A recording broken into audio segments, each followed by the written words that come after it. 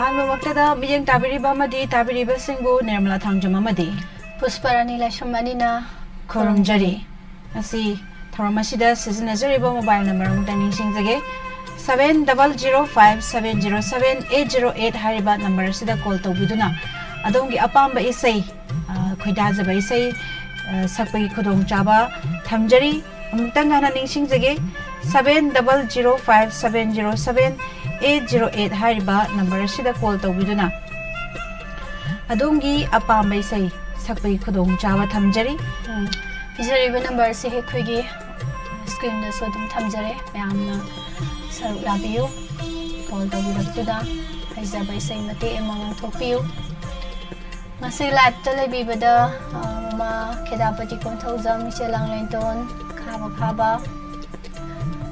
Bimol Takilambam Simabim Taramno Chiri Sinkai Marang Tagachi Han Bakola the Kulong Saba Pimina Simia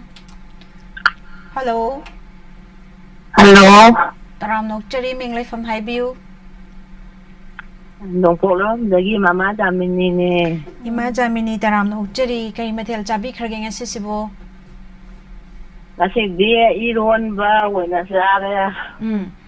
Ado Kari Sainula took with say in my high right about my success. I fight a looking at it, I didn't go. I know the country say that we either buy the name, I have a dead tongue of the deep for the tongue, hung giver. Ima Singi a kind of a Toromai Tarego. Laiba, no Majin no Mishidagi Hauseragani. Aduna Ate, they met them the call made Pedras who no Majin no Mititarom, the Sodan and Makisaru Abu, Sabung and Borgasu. Otherwise, say Makaning Babu or Gasumate and Madam Misha, Damina Bagi Kudong Sabado, and Tamjari, what you were Taisung Hak Sabago. Do Saru Abu. Say the dance of Pang, about candy color, and I say they do say, I got no one yard. Yeah, but I mean the top call from a candle. You might say, hey, the tongue lady, tongue lady, hey, lady, don't you say? I don't know, other than what I didn't say that number giving us I didn't number name me. Sounding as I get a Pukatiana. You say, Matema Pen as Hatoro same. Sage. Namo the Sake by my Hayata by Shag and Matin Pango. I do say to him a Sakpayade. Namo to see Maharani, the Toby say. One Bashoya data. I do say, do not have a Magabiroima. Quick, you say, not a bomb. Other dear, Kanga, yeah. Hector Tosaloima, hold the law. Already. Kang hậu tiếc cô hậu khê mặt tầm đô Cất lớp y cô cất lớp y Bì đà sắc y Khát na say na yay na đu na mà pi lại đi kamin na ki Dan de man de dan di tina Khang hậu tiếc cô hậu khê mặt tầm đô Cất lớp y cô cất lớp y Bì đà sắc y Kang bu mate huran ki bai Kujinna ko na ya na singna Maida mita da ngakta Khang hậu tiếc cô hậu khê mặt tầm đô Cất lớp y cô cất lớp y Bì đà sắc y Akan bana achuan da buyay di Upay letra chut ka Khang hậu tiếc cô hậu khê mặt tầm đô Cất lớp y cô cất lớp y Bì đà sắc y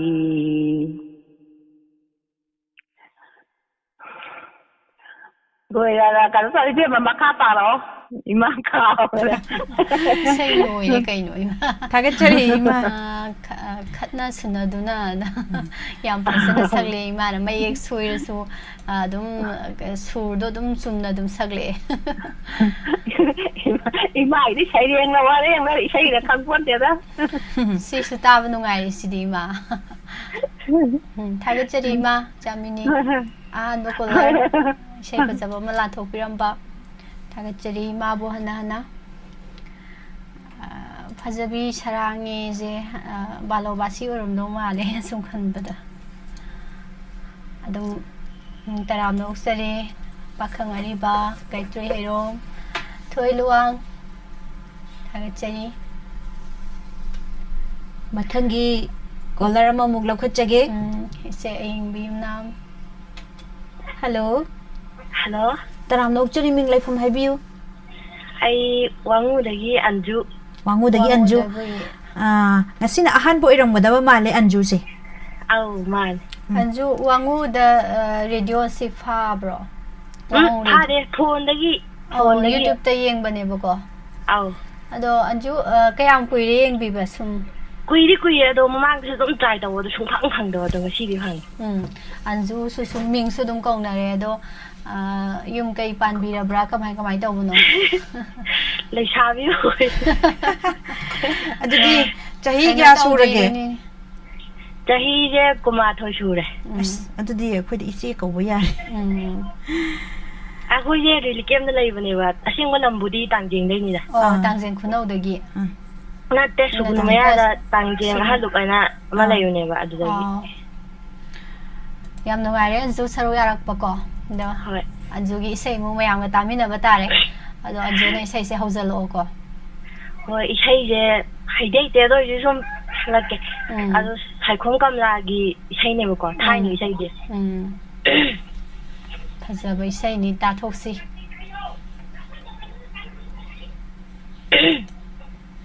laiko sita numit khuding kurak ani koi pai dai sana jare harau unarat ki kulutpi mafam sida fundok jari thamoi nungiwa laikarat ina jari lakanungiwa Karinuni ay hakpo kariginuni Punshi wahang ni tamoy paukum ni Awaya kung kishida hoy may hoy Ay punshi ning batong lekando na haraw jerui Laiko sida numit kuding kurak ani koy pai re sana jere harau unarak ki kulutpi ngashidi kay daura bano karigi pairakta bano ni laktari kay daura bano karigi pairakta bano ni kau thore lo jayega miss anju isai yam phajai anju school di garai da tauri hosi se relief camp ta lai base kumbi college ta ko ado khonjal su yam phajai isai su yam phajana ngai isai se tamge isai sakpi mo oige ga na sum khan da lai bro hoi hana mamang do di sum khalam me do ruzu hawjikti adugi asa do laitre ba haidi lairi ba fibam sida ko hoi do tamba yai pambu pamjaraga di mafam amadabu lairasu oja sing tanaraga ko pamjaba line du da chatkadomni anju hoi khanmudi khanba do ruzu dum khangde honasi hotnaraga di kaisu phangdaba kaisu laite duni yam nuare anju thagachari sei phajaba ma mayamda kudol tambiram banjuna mathangi call da mukhong sawa pisage Ima Lalita Yengkhom Tarap Nokchari Ichalang Lenton Asem Gadilu Palmai Jingkhai Moirang Kajama Duga Khaba Tarap Nokchari Ise ma sai da hunto ome masai kauzabada ya hodaba Ibung Bisesor Thangjam Laiswa Mahes Kuman mit na noklaga wadi ngangde isay da sakpiro hay mit na noklaga taway isay do ni Santi Sanabam taram na ugsari aduga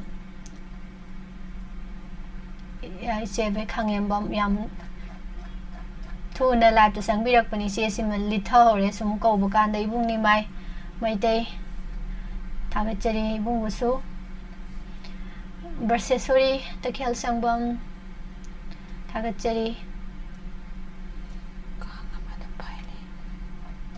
Willie taram noksari Willie busu ado isai se Miss Nim langang banga bidore brang sagi mit na noklaga wadi ngangdaba saktam duni Aina latliba Midyen duni Aina ngauriba Mura mura yengba Midyen duni Ngauriba La La la La la la la la la la la la La la La la la la la la mayek thi bane aduga karaoke su thi bane do lei khidraba male saina kawgra dudi balobasi kawde hese balobasi na kawza khra dudi marab dai malai strom good afternoon Sinupinupa ni sakmina bane Yaton mubi Nukpa na hena pamjabi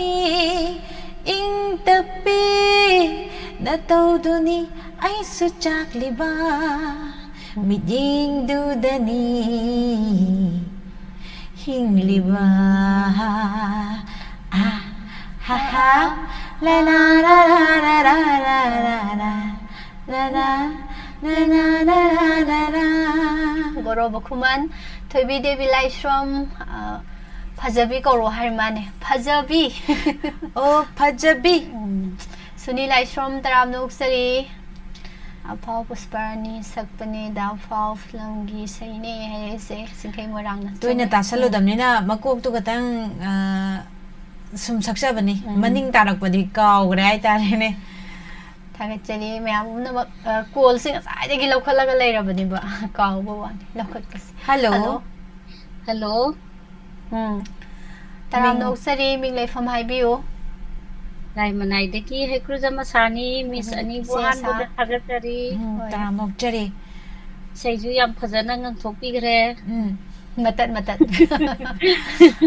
matat oresu dum phajaida sa Miss Ani khonjen dum phajaga sani da do isei mata hau butare call phangam ni na hoi tajare ke blind da dum watchari ni Miss radio ga tadre hoi yam nu ai se mayam na tana met pada phangdrim ni se khoina dum blind da met pa se du phangai hoi Miss daw hoi ya yam bai ba ga tara daw ya ba ga tara kogi saisakpi ise maro sibina gi se ma sakjarake hoi jaragage inakta leiri ngai khangkide nangse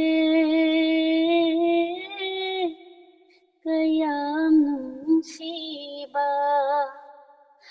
inakta leiri ngai khangkide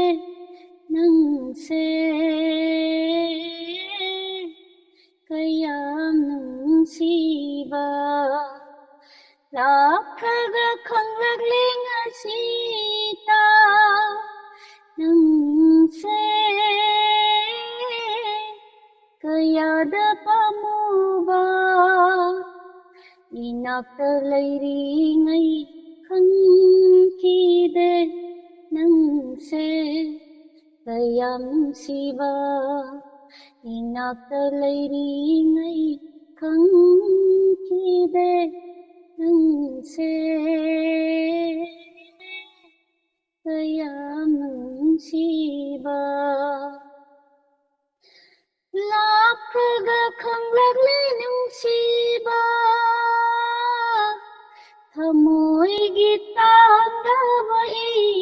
irani tam khaga khanglagli nungsiba Taibanggi athoiba khudoni Tam khraga khanglagle nungsiba Taibanggi athoiba khudoni Inakta lairi ngai khangkhide nungse kayam siba Nungaiba pumbagi Nungaiba su Nangna inakta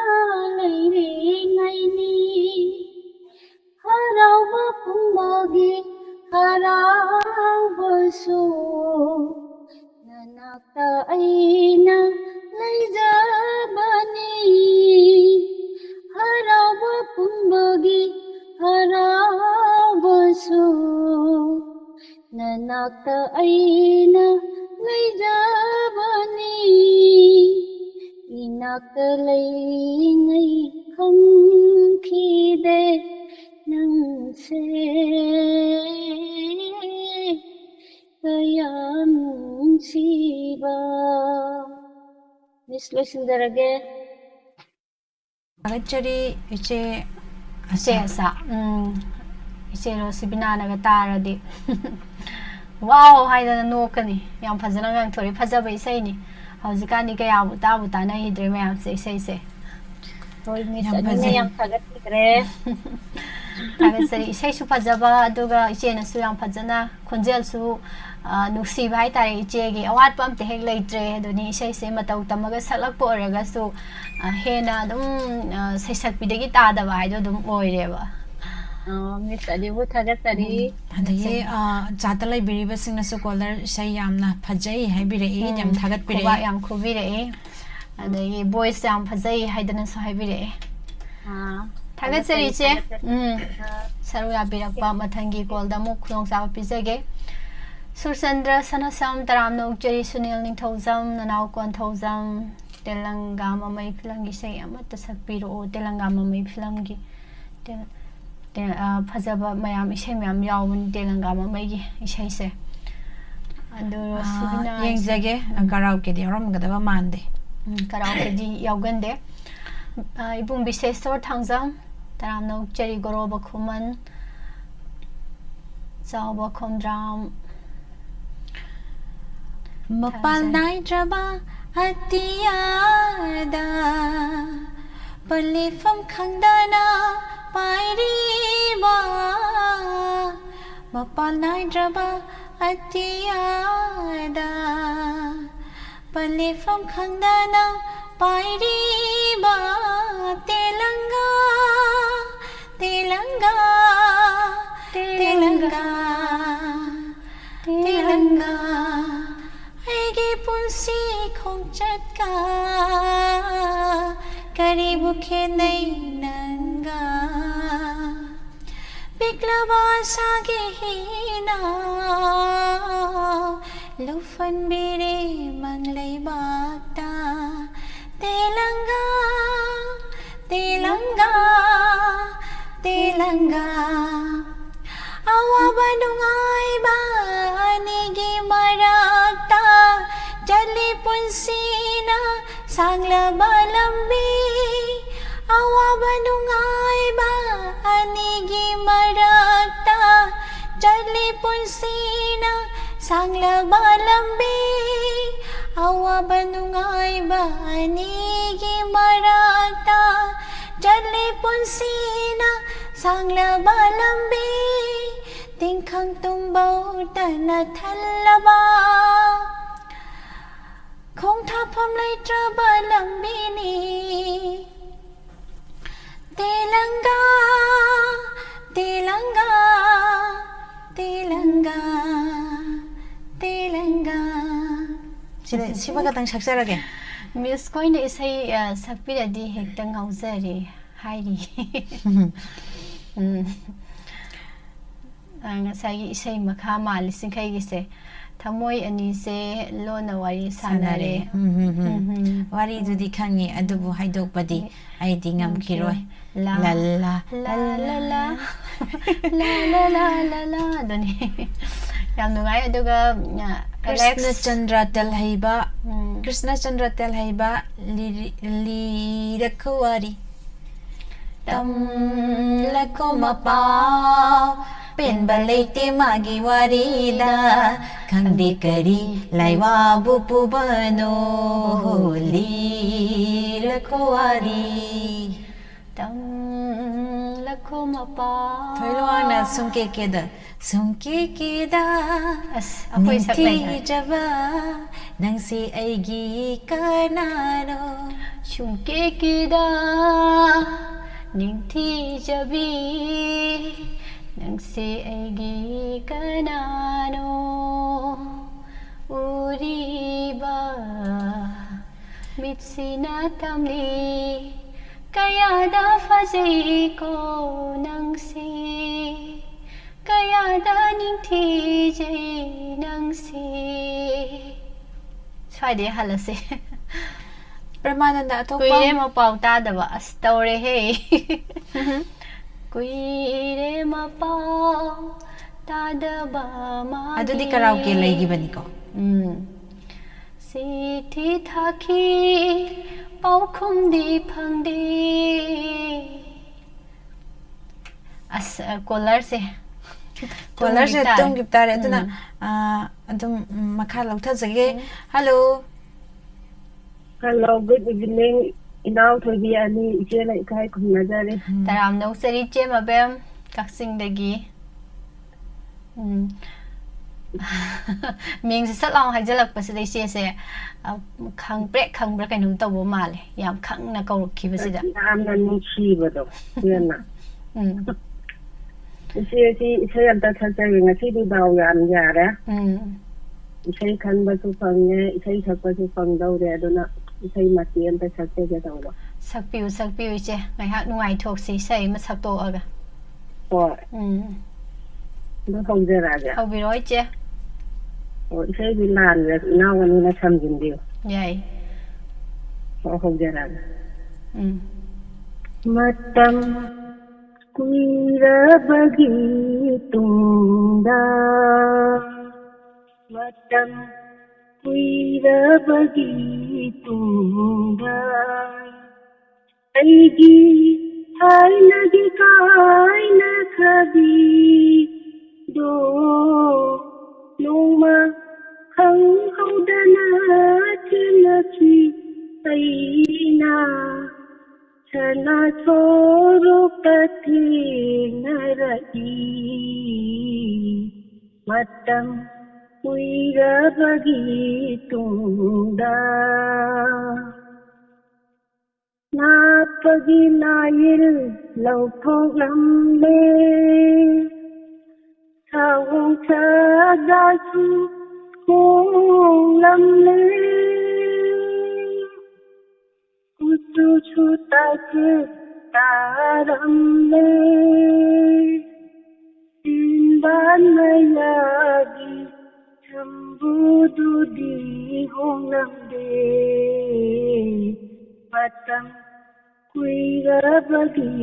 tunda Matam kuirabagi tunda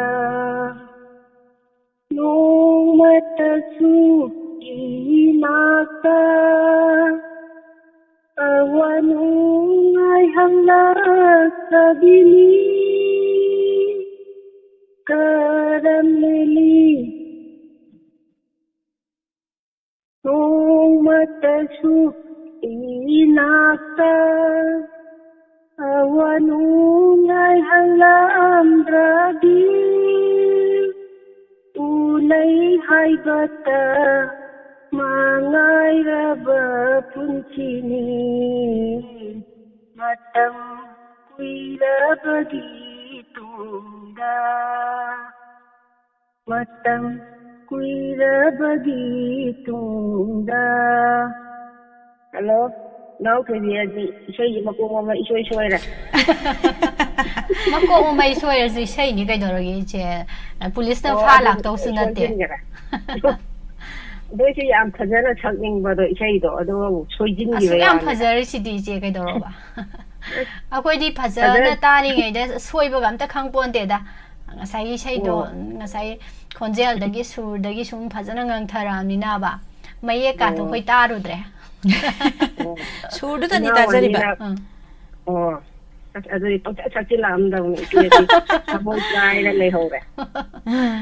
samoi kai hore ije mathang da di je soi gi soi sunu isaido dum phajara loire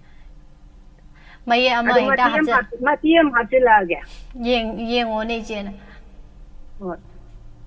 Wakal nang karigi asiyaw na ngauri nung sibana aibu ngaw haliba asum oy hali ay haksu nung sibasuda ngaw gabi sum hatta suda ngaw gabi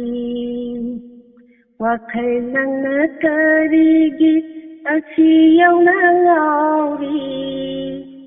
nung siba na aibu ngaw haliba asu oy hali ay haksu ay gipukning ay giwakal karigi no lang liba pukning nang nawakal mabu Hazin basung amdriba inasitna singlemna laijarambi aise nanginuchi wakalda hongna chani hongna cha nuchi bagi hongna cha kauna bani niyana nuchi bana ngaurabi angawini ay haki Angaubi ni angaubi Wakal nang nakarigi asiyaw na ngauri Hello, inaw to'y di ani siya ay daloy silage. Inaw ay dangaw begini ka. Sine pare dun Sinawa para Tagat Ang sa ay tahayoban para isay phajaba ngakta ani ga mathang mathang tawdarak pasidi waga ngangbam khangde O yam nuaijare inaw to'y di ani jena tagat chari se busu hana hana mathangi kolar da mukhunong sawa pisage Phajabina Rosibina gi sai amta sakpi hai mate Rosibina gi sai sakpi hai je ngasiga thana tha amaga chahi madi pharamani numit ama Chairaklo ni nangi nungjingdu Kauraklo ni thokla u haina Ngasidi thabal se haifam khangda phajare nanakta laktuna yengbadi phangdare ngasidi thabal se haifam khangda phajare nanakta laktuna yengbadi phangdare Chairaklo ni Matik sidang kudol tamjaragi sai se loisan tage na tawbani do mai stam amuba connect tawba sumphang phangde kamai tawbuna ya wasin na bai dai Robin Sungkham thagat chari thank you chelalita yenkhom premananda thokpam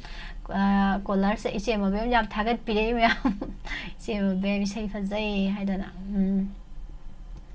Thagat chari sadananda oina punsi lei punsem ge khanduna haibai sai do sakpiro o na haibirei Pusparani gi isai do oram do mali punsi lei pun sem ge khanduna ningon ikut na lingjakhi ba kundo hada leira nungsibi taroi Kaya makade se sakpida leire ado nenevem sa sawal sem taram nok sari willi na suisai mahai gi banido ko nang khanarasi tagat sari may apum na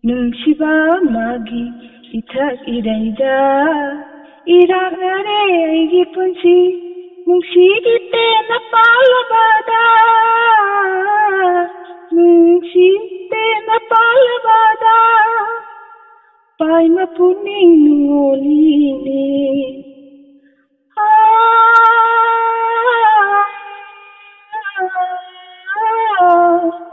ꯅꯨꯡꯁꯤ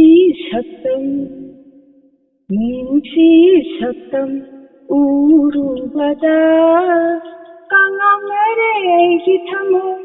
ꯑꯩꯁꯦ ꯑꯩꯒꯤ ꯑꯣꯏꯔꯝꯗꯔꯦ ꯑꯩꯁꯦ ꯑꯩꯒꯤ ꯑꯣꯏꯔꯝꯗꯔꯦ 이닝땀나 내년달이니 뭉치바 마기 이탁이래이다 야위 하이네 뭉치나봐 나송랑기 어루래 아이슈 강한데 하이네 뭉치사이나 강적이 뭉치 매샤까야 뭉치바마부 우나저루바다기 파무바마부 뭉치저루바다기 뭉치바마부 우나저루바다기 파무바마부 뭉치저루바다기 닝온 가톡루레네 뭉치바 마기 이탁이래이다 하자기 노인 말랑기세가 거이기래이다 라이자기래레이 아이기 추마니 마기 추이니 아이기 추마니 마기수 아이니 파무바마부 뭉치저루바다기 뭉치바마부 우나저루바다기 닝온 북루 가톡루레니 비톡루레니 뭉치바마기 이탁이래이다 이라그레 애기 푼시 뭉치기 때나 빨라가다 뭉치 때나 빨라가다 파이마 푸밍몰리 뭉치바 마기 이탁이래이다 미스 라이자게 와우, 양 파즈나강 토레이제 다그짜리. 미스아니지 다그짜리. 다그짜리 이제 인비 이세 파자바마. duet song ko isa sakpi ani puna sakmina bane do ise mathantana yam phajana ngang thopira kre thaga chari ibung ngangom thangmai ban taram no chari thaga chari se punima si oina weli mathangi ko lo ka chage hello good afternoon Miss Animapu. Good afternoon Ichema. Ang tarang patagi Ichema minatani. Miss keno ako'y data taga intaga tinadong premilaga na puna thangina ba. Ako'y mila member hadong to boy say do thalo ko ya katra miss. Hekta sanglo pa droge Ichema. Nung chichiti piru ba jubang anado. Mila na member oiram Oy miss kara lumum la boy say niya duna. Hojen phajada dumay lumhanji. Tawgada bani. Kag miss hawjarage dudi. Auroi che ekta. Nungsi mila member oyamdi nangiri prai pabada laikai di thare hena gundi ho nungsi mila member oyamdi nangiri prai pabada laikai di thare hena gundi ꯅꯌꯦꯛꯄꯛ ꯑꯗꯨꯐꯥꯎ ꯈꯪꯗꯕ ꯃꯤꯈꯥ ꯄꯣꯜꯂ ꯍꯤꯡꯇꯥꯕ ꯍꯤꯡꯇꯥꯕ ꯍꯤꯡꯇꯥꯕ ꯅꯌꯦꯛꯄꯛ ꯑꯗꯨꯐꯥꯎ ꯈꯪꯗꯕ ꯃꯤꯈꯥ ꯄꯣꯜꯂ ꯍꯤꯡꯇꯥꯕ ꯃꯤꯒꯤ ꯃꯃꯥ ꯐꯖꯕꯤꯗ ꯏꯃꯥ ꯀꯧꯔ ꯂꯩꯇꯥꯕ ꯃꯤꯒꯤ ꯃꯃꯥ ꯐꯖꯕꯤꯗ ꯏꯃꯥ ꯀꯧꯔ ꯂꯩꯇꯥꯕ ꯃꯤꯒꯤ ꯃꯄꯥ ꯐꯖꯕꯗ ꯏꯄꯥ ꯀꯧꯔ ꯂꯩꯇꯥꯕ ꯍꯣ ꯍꯣ ꯍꯣ ꯍꯣꯏ ꯍꯣꯏ ꯍꯣꯏ ꯀꯊꯒꯒ ꯉꯥꯒ ꯀꯣꯛ ꯁꯝ ꯂꯥꯏ ꯃꯤꯠ ꯄꯥꯒ ꯑꯣꯟꯊꯣꯛ ꯑꯣꯟꯁꯤꯟꯒ ꯇꯧꯅꯕꯗꯨꯗ ꯃꯊꯥ ꯁꯥꯕꯩ ꯋꯥꯅꯤꯅꯦ ꯀꯊꯒꯒ ꯉꯥꯒ ꯀꯣꯛ ꯁꯝ ꯂꯥꯏ ꯃꯤꯠ ꯄꯥꯒ ꯑꯣꯟꯊꯣꯛ ꯑꯣꯟꯁꯤꯟꯒ ꯇꯧꯅꯕꯗꯨꯗ ꯃꯊꯥ ꯁꯥꯕꯩ ꯋꯥꯅꯤꯅꯦ ꯅꯨꯡꯁꯤ ꯆꯤꯊꯤ ꯄꯤꯔꯨꯕ ꯇꯪ ꯇꯪ ꯇꯪ ꯅꯨꯡꯁꯤ ꯆꯤꯊꯤ ꯄꯤꯔꯨꯕ ꯃꯤꯂꯥ ꯃꯦꯝꯕꯔ ꯑꯣꯏꯔꯝꯗꯤ ꯅꯪꯒꯤ ꯔꯤꯄ꯭ꯂꯥꯏ ꯄꯥꯕꯗ ꯂꯩꯀꯥꯏꯒꯤ ꯁꯥꯂꯦ ꯍꯦꯟꯅ ꯕꯨꯡꯗꯤ ꯍꯣ ꯂꯩꯀꯥꯏꯒꯤ ꯁꯥꯂꯦ ꯍꯦꯟꯅ ꯕꯨꯡꯗꯤ ꯅꯍꯥꯟ ꯆꯤꯊꯤ ꯄꯤꯔꯛꯄꯗꯨꯁꯨ ꯃꯅꯥꯛ ꯏꯔꯥ ꯂꯥꯜꯂꯗꯅ ꯇꯦꯡ ꯇꯦꯡ ꯇꯦꯡ ꯀꯔꯤ ꯀꯔꯤ ꯏꯕꯅꯣ ꯂꯧꯁꯤꯟꯐꯝꯒ ꯈꯪꯗꯦꯗ ꯅꯆꯜꯗꯤ ꯅꯍꯥꯟ ꯆꯤꯊꯤ ꯄꯤꯔꯛꯄꯗꯨꯁꯨ ꯕꯅꯥꯠ ꯏꯔꯥ ꯂꯥꯜꯂꯗꯅ ꯀꯔꯤ ꯀꯔꯤ ꯏꯔꯤꯕꯅꯣ ꯂꯧꯁꯤꯟꯐꯝꯒ ꯈꯪꯗꯦꯗ ꯑꯥꯏ ꯑꯥꯏ ꯑꯥꯏ ꯃꯗꯨ ꯐꯥꯎꯕ ꯈꯪꯂꯁꯨ ꯆꯪꯉꯨ ꯌꯥꯗꯦ ꯏꯀꯣꯛꯇ ꯑꯣꯏ ꯃꯗꯨ ꯐꯥꯎꯕ ꯈꯪꯂꯁꯨ ꯆꯪꯉꯨ ꯌꯥꯗꯦ ꯏꯀꯣꯛꯇ ꯇꯩꯇꯦꯛ ꯆꯌꯥꯡ ꯃꯌꯥꯝꯗꯨꯗ ꯀꯣꯛꯄꯨ ꯉꯥꯎꯏ ꯍꯩꯕꯦꯝꯃ ꯇꯝꯃꯨ ꯍꯥꯏꯕꯅꯤ ꯑꯗꯣ ꯇꯝꯒꯦꯗ ꯇꯝꯒꯦꯗ ꯅꯪꯅ ꯈꯣꯏꯗ ꯂꯥꯛꯂꯀꯥꯟ ꯁꯤꯠ ꯅꯥꯟꯅ ꯍꯩꯔꯝꯒꯦ ꯇꯝꯃꯨ ꯍꯥꯏꯕꯅꯤ ꯑꯗꯣ ꯇꯝꯒꯦꯗ ꯇꯝꯒꯦꯗ ꯅꯪꯅ ꯈꯣꯏꯗ ꯂꯥꯛꯂꯀꯥꯟ ꯁꯤꯠ ꯅꯥꯟꯅ ꯍꯩꯔꯝꯒꯦ ꯃꯤꯂꯥ ꯃꯦꯝꯕꯔ ꯑꯣꯏꯔꯝꯕꯤ ꯇꯦꯡ ꯇꯦꯡ ꯇꯦꯡ ꯅꯨꯡꯁꯤ ꯆꯤꯊꯤ ꯄꯤꯔꯨꯕ ꯃꯤꯂꯥ ꯃꯦꯝꯕꯔ ꯑꯣꯏꯔꯝꯕꯤ ꯅꯪꯒꯤ ꯔꯤꯄ꯭ꯂꯥꯏ ꯄꯥꯕꯗ ꯂꯩꯀꯥꯏꯗꯤ ꯁꯥꯂꯦ ꯍꯦꯟꯅ ꯕꯨꯡꯗꯤ ꯍꯣ ꯍꯣꯏ ꯍꯣꯏ ꯍꯣꯏ ꯅꯅꯅꯥ ꯅꯅꯅꯥ ꯅꯅꯅꯥ ꯅꯅꯅꯥ ꯍꯣ ꯍꯣ ꯂꯩꯇ꯭ꯔꯗꯤ ꯀꯗꯥꯏꯅꯣ ꯍꯥꯏꯁꯤꯕꯨ ꯂꯩꯔꯤꯕꯃꯛꯇꯗ ꯆꯠꯅꯍꯜꯂꯝꯗꯕ ꯑꯉꯥꯎꯕ ꯂꯩꯉꯥꯛꯄꯤꯌꯣ ꯂꯩꯉꯥꯛꯄꯤ ꯉꯥꯛꯇꯅ ꯄꯥꯜꯂꯝꯂꯕ ꯑꯣꯏꯔꯦ ꯂꯩꯉꯥꯛꯁꯦ ꯍꯣ ꯍꯣ ꯂꯩꯇ꯭ꯔꯗꯤ ꯀꯗꯥꯏꯅꯣ ꯍꯥꯏꯁꯤꯕꯨ ꯂꯩꯔꯤꯕꯃꯛꯇꯗ ꯆꯠꯅꯍꯜꯂꯝꯗꯕ ꯑꯉꯥꯎꯕ ꯂꯩꯉꯥꯛꯄ ꯂꯩꯉꯥꯛꯄꯤ ꯉꯥꯛꯇꯅ ꯄꯥꯜꯂꯝꯂꯕ ꯑꯣꯏꯔꯦ ꯂꯩꯉꯥꯛꯁꯦ ꯌꯨꯝ ꯂꯩꯅ ꯂꯩꯅ ꯃꯤꯒꯤ ꯌꯨꯝꯗ ꯁꯩꯗꯥꯡꯕ ꯏꯆꯥ ꯂꯪꯊꯣꯛ ꯃꯤꯆꯥꯛꯀꯣ ꯏꯀꯥꯏꯖꯗ꯭ꯔꯣ ꯇꯥꯃꯣ ꯃꯗꯨ ꯐꯥꯎꯕ ꯈꯪꯂꯁꯨ ꯆꯪꯉꯨ ꯌꯥꯗꯦ ꯏꯀꯣꯛꯇ ꯃꯗꯨ ꯐꯥꯎꯕ ꯈꯪꯂꯁꯨ ꯆꯪꯉꯨ ꯌꯥꯗꯦ ꯏꯀꯣꯛꯇ ꯇꯩꯇꯦꯛ ꯆꯩꯔꯥꯡ ꯃꯌꯥꯝꯗꯨꯗ ꯀꯣꯛꯄꯨ ꯉꯥꯎꯏ ꯏꯕꯦꯝꯃ ꯇꯝꯃꯨ ꯍꯥꯏꯕꯅꯤ ꯑꯗꯣ ꯇꯝꯒꯦꯗ ꯇꯝꯒꯦꯗ ꯅꯪꯅ ꯈꯣꯏꯗ ꯂꯥꯛꯂꯀꯥꯟ ꯁꯤꯠ ꯅꯥꯟꯅ ꯍꯩꯔꯝꯒꯦ ꯇꯝꯒꯦꯗ ꯇꯝꯒꯦꯗ ꯅꯪꯅ ꯈꯣꯏꯗ ꯂꯥꯛꯂꯀꯥꯟ ꯁꯤꯠ ꯅꯥꯟꯅ ꯍꯩꯔꯝꯒꯦ ꯅꯨꯡꯁꯤ ꯆꯤꯊꯤ ꯄꯤꯔꯨꯕ ꯇꯦꯡ ꯇꯦꯡ ꯇꯦꯡ ꯅꯨꯡꯁꯤ ꯆꯤꯊꯤ ꯄꯤꯔꯨꯕ ꯃꯤꯂꯥ ꯃꯦꯝꯕꯔ ꯑꯣꯏꯔꯝꯕꯤ ꯅꯪꯒꯤ ꯔꯤꯄ꯭ꯂꯥꯏ ꯄꯥꯕꯗ ꯂꯩꯀꯥꯏꯒꯤ ꯁꯥꯂꯦ ꯍꯦꯟꯅ ꯕꯨꯡꯗꯤ ꯍꯣ ꯂꯩꯀꯥꯏꯒꯤ ꯁꯥꯂꯦ ꯍꯦꯟꯅ ꯕꯨꯡꯗꯤ ꯊꯦꯡꯛ ꯌꯨ ꯃꯤꯁ ꯑꯅꯤꯃꯛ ꯃꯇꯥꯡꯁꯤꯗ ꯏꯃꯥꯒꯤ ꯏꯁꯩ ꯂꯣꯏꯁꯤꯜꯂꯦ ꯏꯆꯦ ꯏꯃꯥꯒꯤ ꯁꯤꯟꯐꯝꯗꯨꯒ ꯁꯛꯂꯛꯏꯕ ꯏꯁꯩꯁꯤꯒ ꯏꯆꯥꯟ ꯆꯥꯟꯅꯗ꯭ꯔꯦꯗ ꯀꯃꯥꯏ ꯇꯧꯕꯅꯣ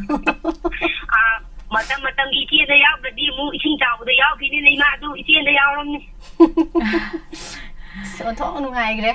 ꯏꯁꯩꯁꯦ ꯇꯥꯕꯗ ꯂꯥꯡꯒ ꯂꯥꯡꯖꯗ꯭ꯔꯕꯅꯤ ꯍꯥꯏꯗꯤ ꯂꯥꯡꯉꯤꯉꯩꯗ ꯏꯁꯩ ꯇꯥꯍꯧꯔꯣꯏꯗ꯭ꯔꯥꯅ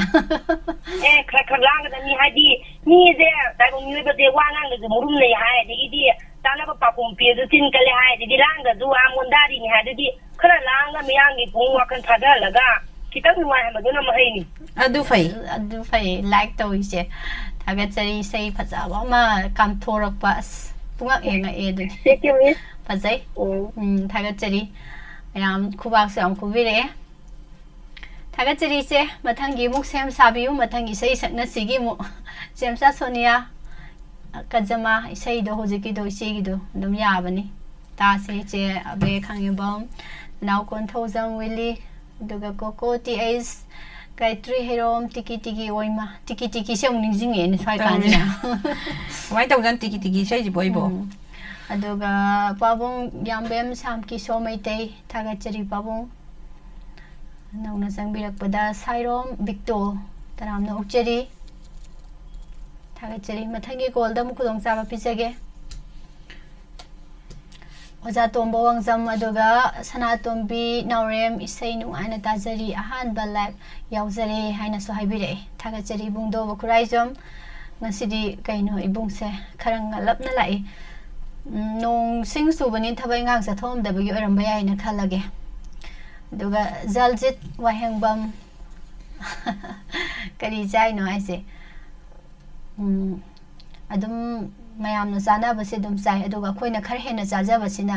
ꯃꯌꯥꯝꯅ ꯆꯥꯕ ꯐꯪꯗꯕ ꯃꯌꯥꯝꯒꯤ ꯃꯤꯅꯨꯡꯁꯤꯗꯣ ꯑꯗꯨ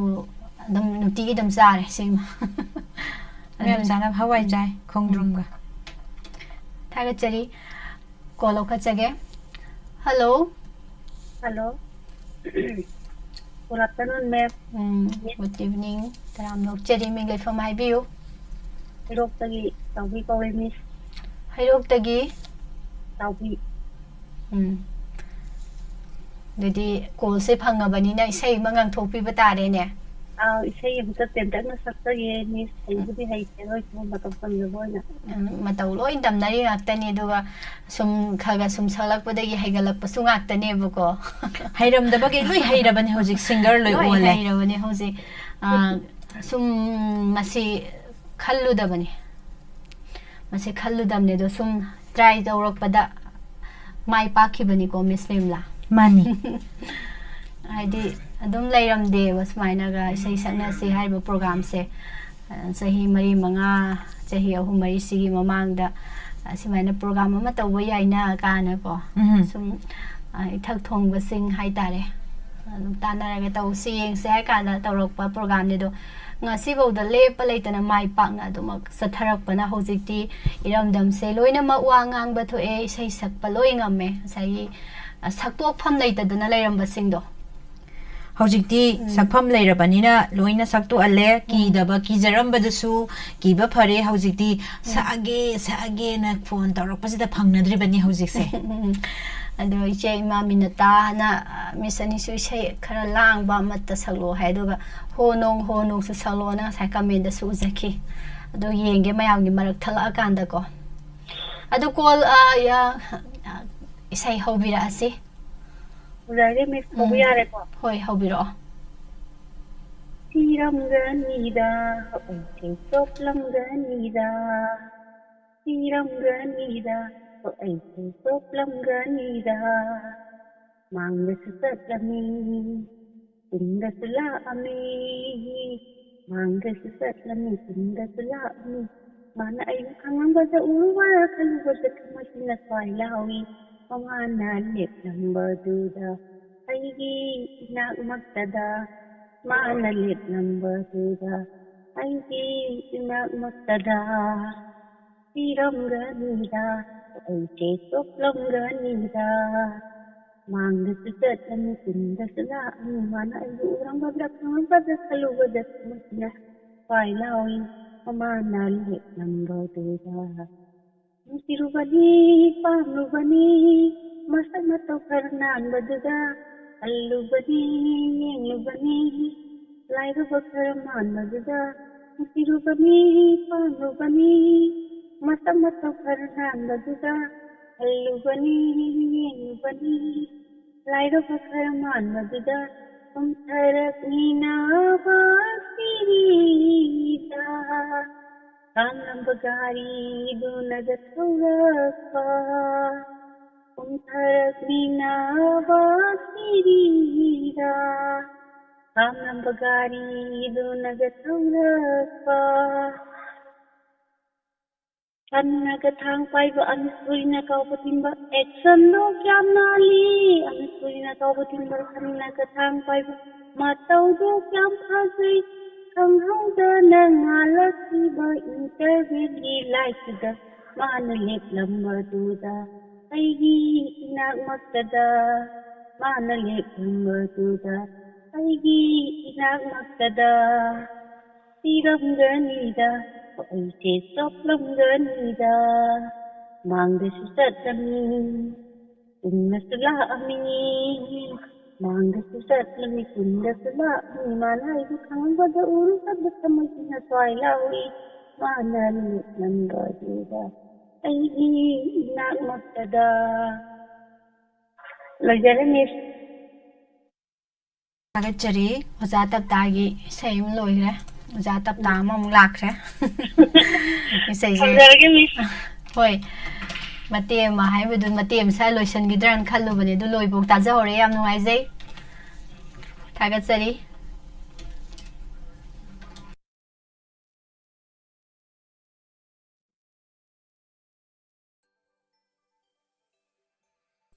ꯏꯁꯩ ꯑꯃ ꯈꯨꯗꯣꯜ ꯇꯝꯖꯒꯦ ꯏꯁꯩꯁꯤ ꯑꯩꯈꯣꯏꯒꯤ ꯏꯁꯩ ꯄ꯭ꯔꯤꯌꯥꯗꯥꯁꯅꯤꯅ ꯁꯛꯄꯤꯔꯛꯑꯣꯅ ꯍꯥꯏꯕꯤꯔꯛꯄꯅꯦ ꯏꯁꯩꯁꯤ ꯗꯦꯗꯤꯀꯦꯠ ꯇꯧꯖꯒꯦ ꯏꯆꯦ ꯄ꯭ꯔꯤꯌꯥꯗꯥꯁꯅꯤꯗ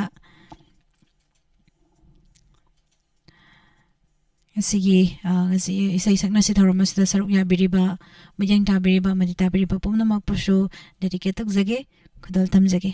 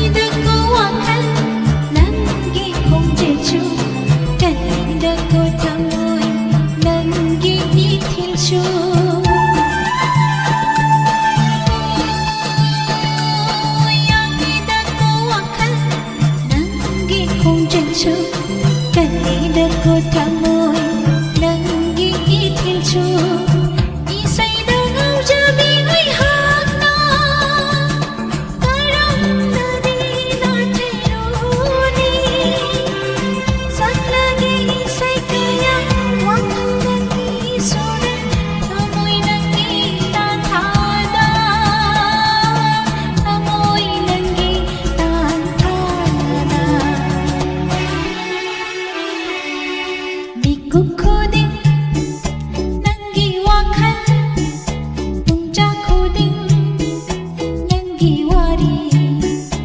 ꯑꯍꯤꯡ ꯈꯨꯗꯤꯡ ꯅꯪꯒꯤ ꯈꯣꯟꯊꯥ ꯃꯪꯂꯥꯟ ꯈꯨꯗꯤꯡ ꯅꯪꯒꯤ ꯁꯛꯇꯝ ꯄꯨꯜꯂꯔꯦ ꯑꯩꯗꯤ ꯅꯍꯥꯛꯅ ꯄꯨꯜꯂꯔꯦ ꯉꯥꯎꯔꯦ ꯑꯩꯗꯤ ꯅꯉꯣꯟꯗ ꯉꯥꯎꯔꯦ ꯉꯥꯎꯔꯦ ꯑꯩꯗꯤ ꯅꯉꯣꯟꯗ ꯉꯥꯎꯔꯦ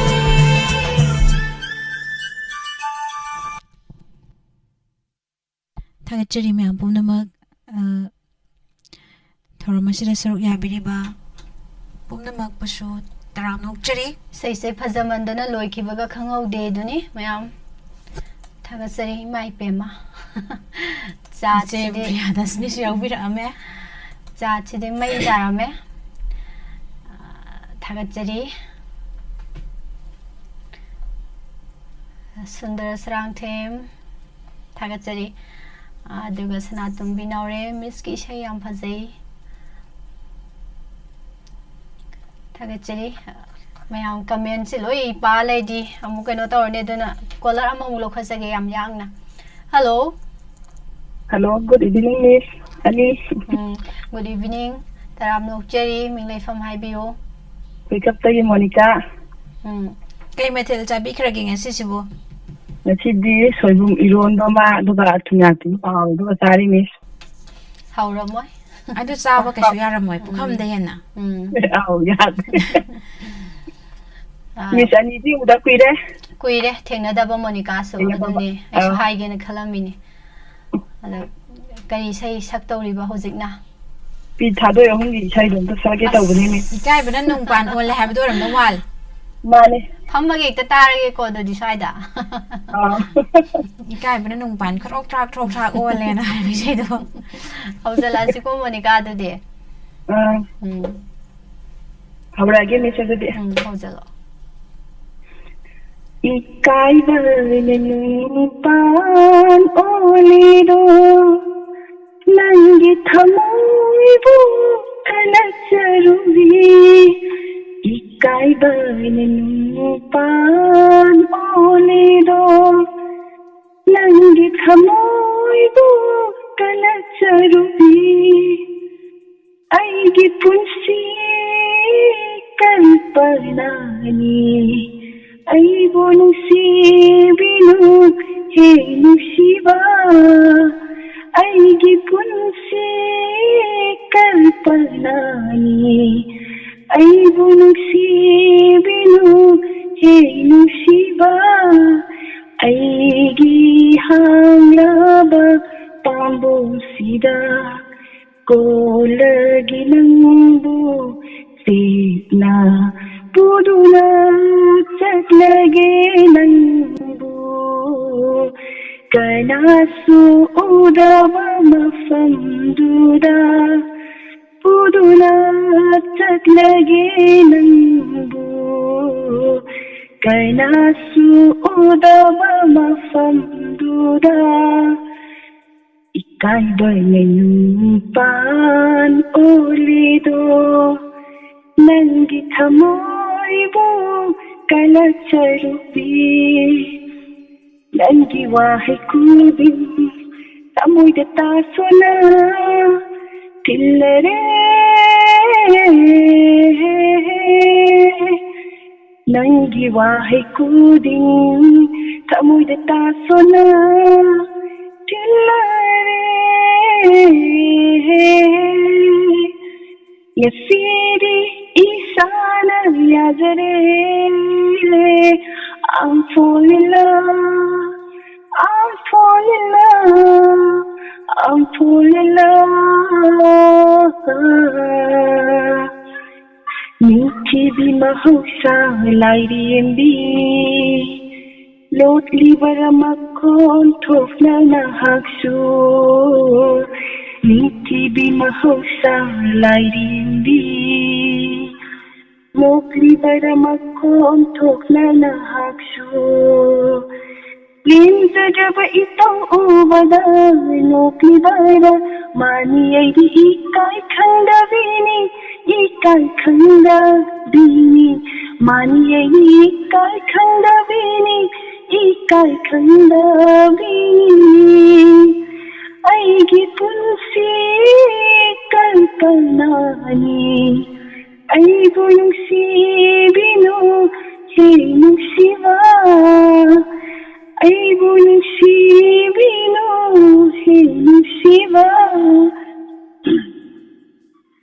I get low, soy zainara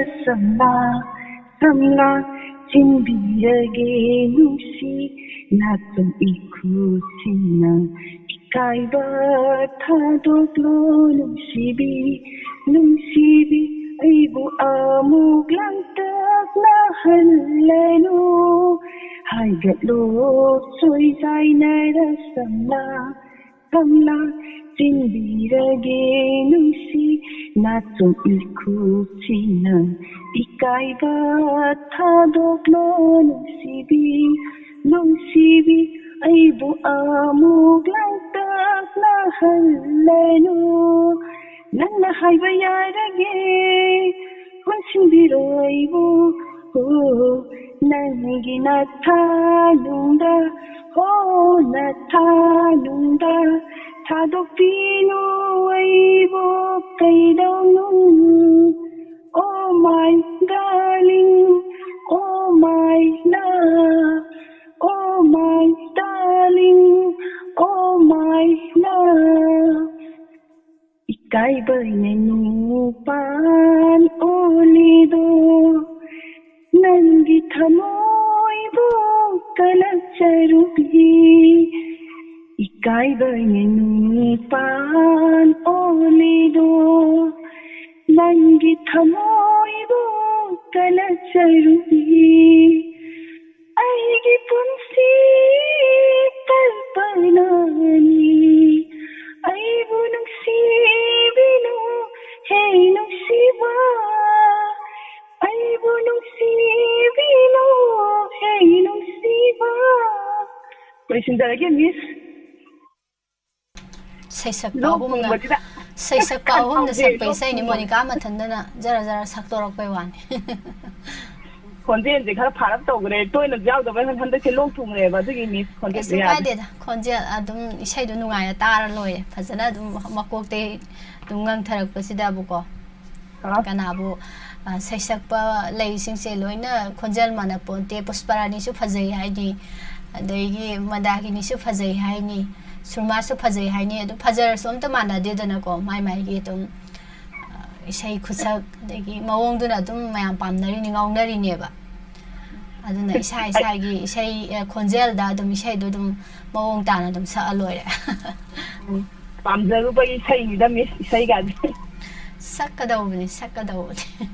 yang nungare Monica thagachini mathangi caller da khulong sa bisage now na sangbirak pada thoibi taram nokchari nene santi Gayatri hero miche mutum langlembi phajabi ko wasida sumang dialogue ningsinga ke tawkre masida tangapi ka Nene waikom thoibi taram nokchari ngangom ibung thangmaiban guiding lu panmai thagachari anauba dum sangakpadane marakta kamenya pibiraktragadi hitu hodaba santi sanabam taram nokchari challenge program du nungai edu tawro yingninge tumina challenge program se tawu nungai challenge dine mako ka sekta thugai na se dune je awa ba taringe wa dai ngai tam ko lung thugai nam tu nungai ti la namuk nange le namuk nange nungshita muk nange nung amuk nange ichaw nange koi tawri jibu khoi se amarom da di khoi se hiram khudi mukta phawra bani loina mayok na bangam bagi thaga chari du di call ama muk lokha se matam so am loi edo caller sina aroi bo isala age hello Miss Ani taram nok chari Miss Ani bi kai tu chari kun tam jari bai thang bo ngang kai ning king khra pham ibung se koina he ming se he kau thok tana ibung na ming ha se he tanja se pidam ni sidi pijabani adudi ibung gi sei ma mu mayam da tahan biu Miss Andrege lihat leban aidi nangi dama lihat leban aidi ನಂಗಿದಮ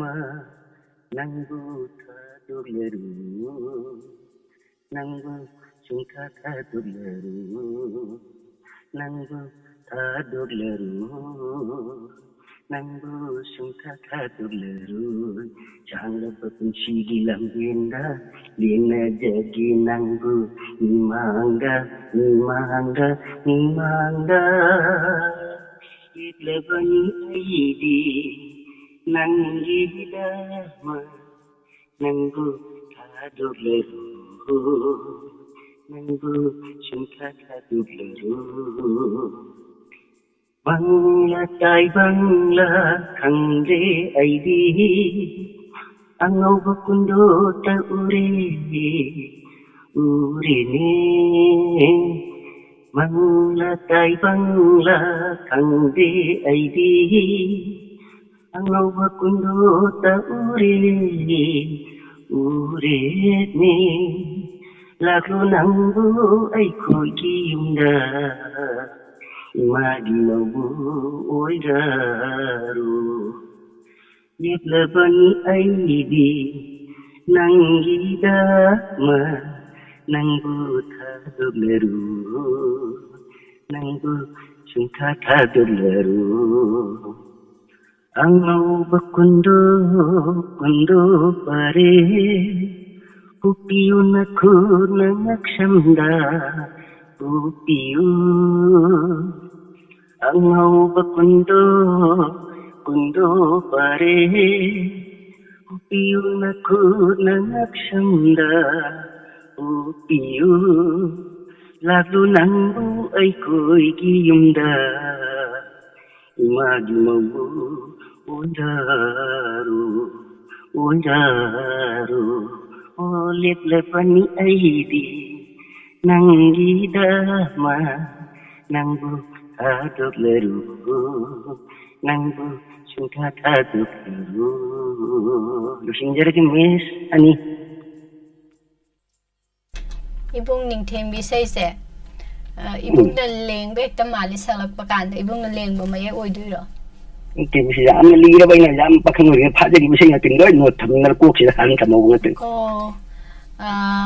pakhang oi ta ki bisai ni adoraga di isai sigi isai sakpa du di ningsing bibra ibung masiru mes male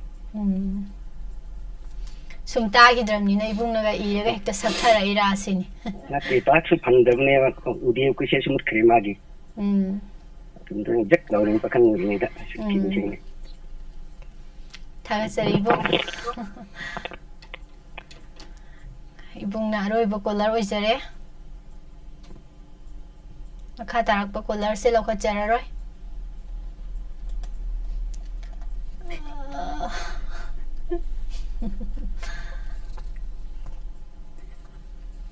Tagasari thoiluang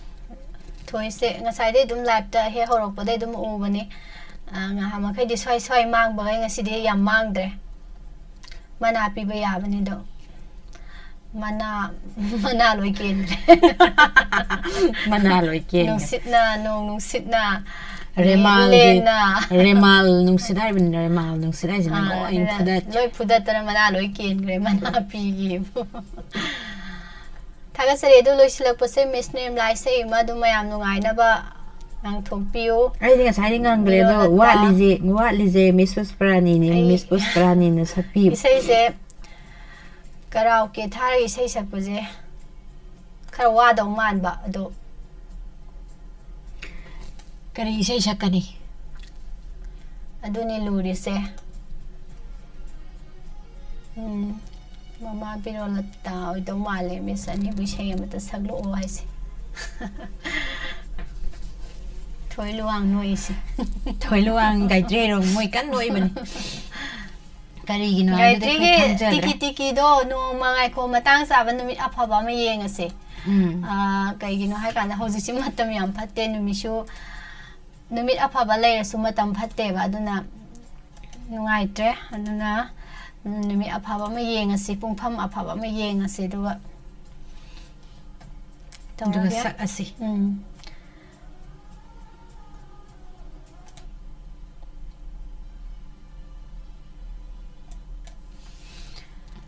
isay set pam da saklage. Set pa ma iyengas.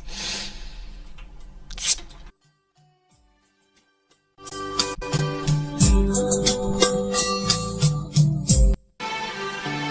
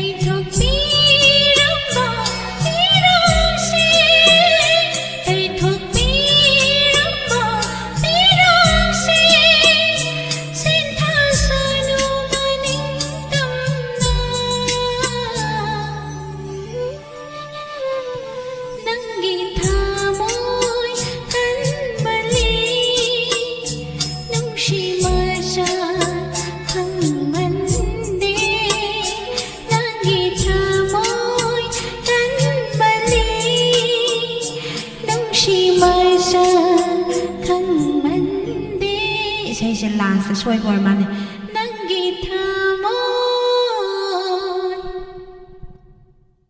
Aduh, main tas lah sudut jahit.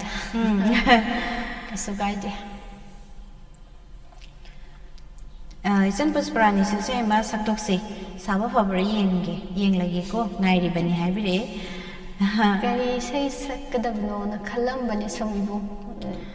ꯑꯗꯨꯒ ꯑꯩꯅ ꯁꯛꯏꯕ ꯏꯁꯩꯁꯤꯅ ꯅꯨꯃꯤꯗꯥꯡꯒ ꯇꯥꯔꯝꯂꯕꯗꯤ ꯁꯛꯑꯝꯂꯕꯗꯤ ꯀꯞꯄ ꯅꯨꯡꯉꯥꯏꯅꯤ ꯍꯧꯖꯤꯛꯇꯤ ꯁꯥꯕꯅ ꯀꯞꯄꯨ ꯌꯥꯗ꯭ꯔꯦ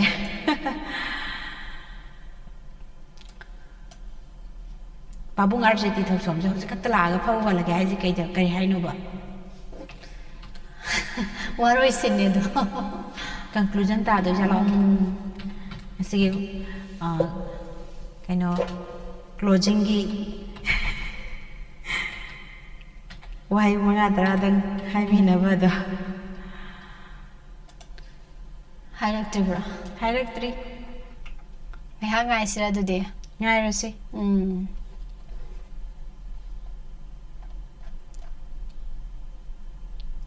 ꯏꯁꯩ ꯃꯇꯦꯛ ꯑꯃ ꯑꯩ ꯁꯛꯑꯝꯃꯒꯦ ꯁꯨꯝ ꯃꯍꯧꯁꯥꯒꯨꯝꯅ ꯑꯗꯣ ꯏꯁꯩ ꯁꯛꯄꯁꯦ ꯈꯔ ꯋꯥꯗꯧꯗꯤ ꯃꯥꯜꯂꯦ ꯌꯦꯡꯉꯒꯦ ꯃꯌꯥꯝ ꯊꯥꯒꯠꯆꯔꯤ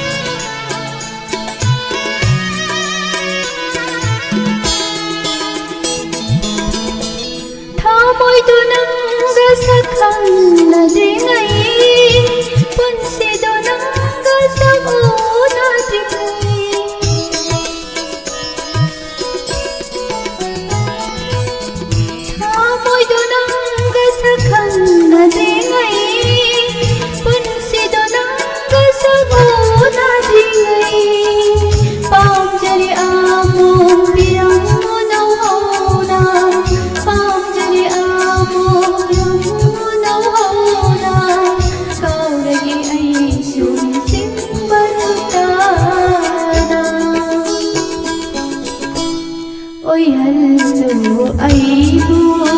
punsigi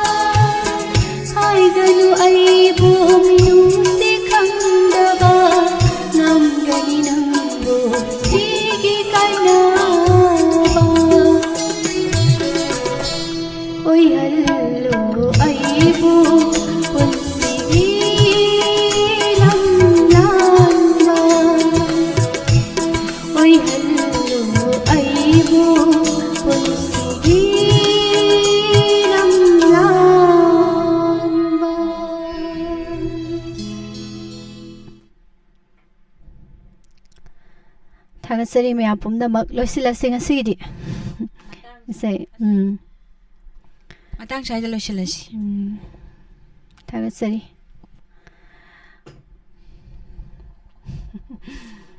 ꯄꯥꯕꯨꯡ RJT ꯊꯣꯛꯁꯣꯝ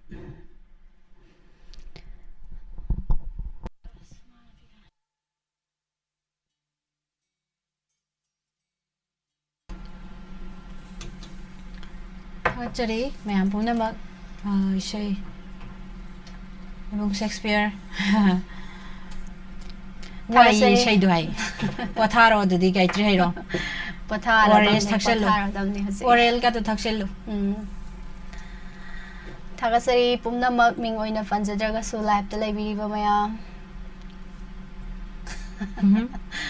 say as the kaino side music was out getting until up the kind of conquering in Nikano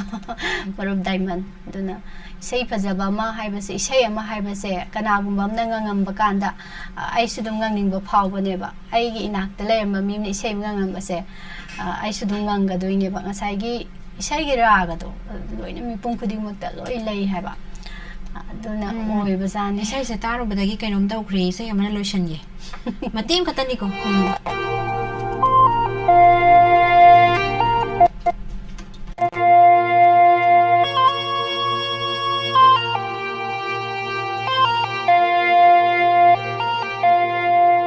Oh baby, turn around, you look so fine. Just walk into my heart, into my mind. Oh trust me baby, you're just one of a kind. Forever I'll be yours and you'll be mine.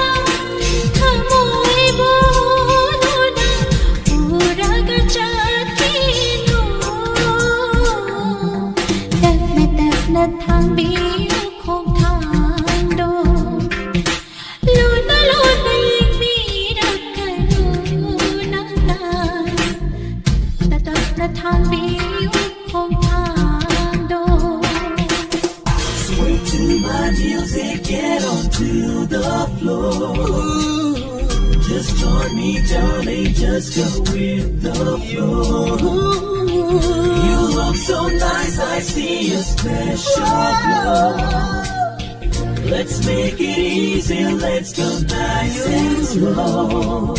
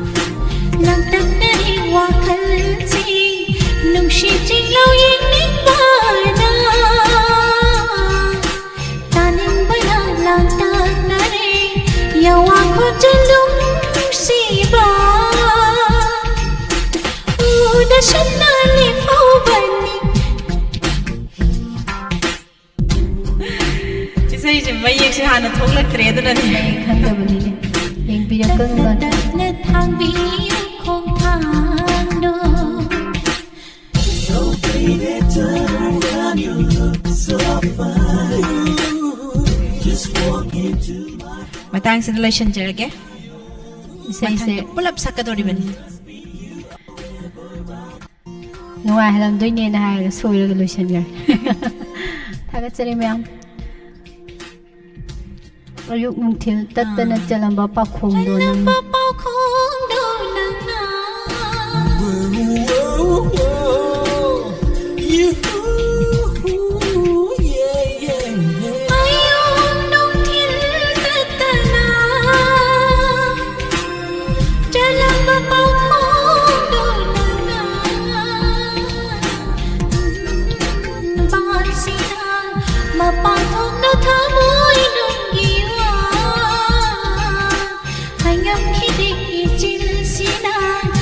Mùi nung đã ta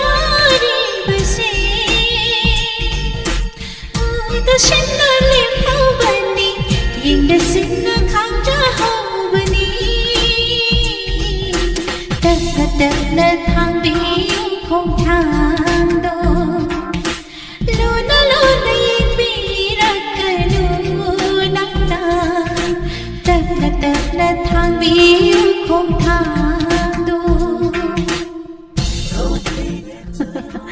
Lyrical na ayam ngasi di loisila si sei Saknashi program ayam pumna ma na thagat sari ngasi ge live sida laibi tana thawai happy riba mayam asai ke uzada budoi nam surjit really thagat sari bung Shakespeare from time live show thagat sari pumna ma bang da samutana ni loisilamo loisingre bung thagat sari mateng pang wai sin to natam na song thang ai lo na suyang loi hai jan loi ram dri miss ani sai loi re kai in chon chalu jala nga kyam phara nga pha ba thaga chine me pumna mak thorom masibu miyeng tabiri ba pumna mak asigi thawai hapiri ba thorom masibu mapung bahan biri ba pumna mak pasu thagat pa phong dokchari mathangi thorom da mok sumang lilagi dialogue me pumna muk tamina se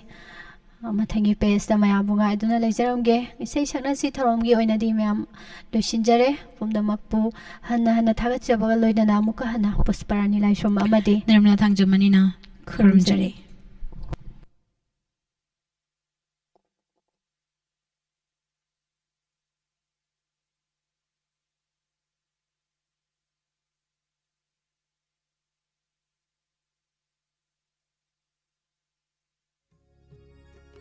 ꯀꯗꯥꯏꯗꯕꯨ ꯆꯠꯂꯤꯖꯥꯠꯅꯣꯅꯦ ꯃꯁꯤ ꯅꯨꯄꯥꯁꯤꯕꯣ ꯅꯂꯥ ꯍꯣꯕꯁꯤ ꯁꯦꯝꯒꯦꯗꯤ ꯍꯥꯏꯗꯗꯅ ꯑꯁ ꯑꯩ ꯈꯣꯡꯒꯀꯥꯁꯦ ꯁꯠ ꯇꯤꯡꯊꯣꯛ ꯀꯞꯅꯤꯡꯉꯦꯗ ꯑꯩ ꯄꯣꯔꯛꯑꯦ ꯀꯩꯅꯣ ꯄꯩ ꯂꯩꯔꯝꯃꯦ